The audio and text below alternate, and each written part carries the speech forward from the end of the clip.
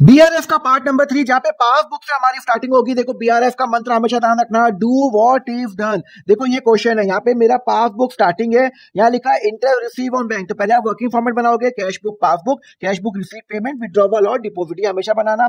अब क्या लिखा हुआ है, इंटरेस्ट रिसीव। चलो भाई interest receive, do what if done. वो बोलता है कि बैंक ने क्रेडिट कर दिया, बैंक ने क्रेडिट कर दिया मतलब बैंक ने डिपॉजिट कर दिया, पर मैंने कोई एंट्री नहीं की है, तो यहाँ पे सारे डैश हो जाएंगे।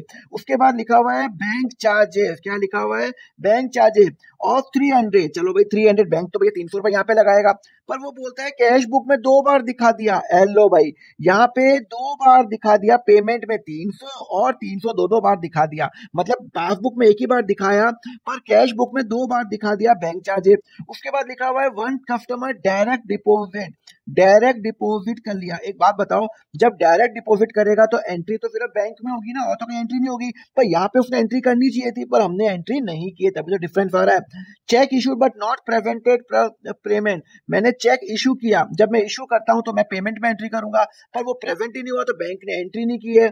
और एक चेक मैंने डिपॉजिट किया, क्या मैंने डिपॉजिट कितने का किया, 100 रुपीज का, तो मेरा तो रिसीट है, पर बैंक ने क्या किया, अभी तक एंट्री नहीं की है। बस आपको यही तो करना है, आपने सारा डू व्हाट इफ डन।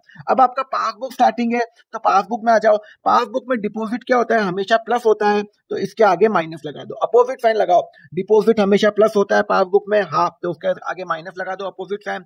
अगर ये माइनस है तो ये प्लस, फिर ये माइनस, ये प्लस, ये अल्टरनेट लगा दो। क्लियर है। अब आप निकाल दो बैलेंस एज पर पासबुक।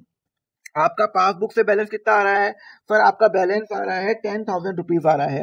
अब क्या करना है, पहले ऐड करेंगे फिर लेस करेंगे। इसमें ऐड कौन कौन सा है, देखो 300 प्लस है, 300 2 बार 300 माइनस है, तो 300 प्लस और माइनस तो मैंने काट दिया।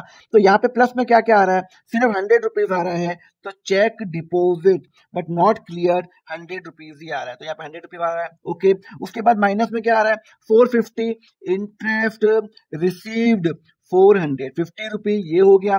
फिर माइनस में आ रहा है बैंक चार्जेस, लो भाई बैंक चार्जेस कर लिया, कितना है सर, बैंक चार्जेस है 300 रुपए, ये भी हो गया। फिर लिखा हुआ है चेक इश्यूड, कितने का, 200 का, ये भी कर लिया, और ये भी तो माइनस हो रहा है, ये और ये माइनस में है 500 रुपए। डायरेक्ट डिपॉजिट कितना है सर, 500 रुपए, तो ये सब क्या है मेरे माइनस में है, तो टोटल कितना आ जाएगा 1450 माइनस, तो यहाँ पे आंसर आ जाएगा 8650, और ये बन जाएगा बैलेंस एज पर, ये पासबुक है तो ये क्या बन जाएगा, मेरा balance as per cash book बन जाएगा। और एफ फंडा के लिए फॉलो करो अकाउंट फंडा को।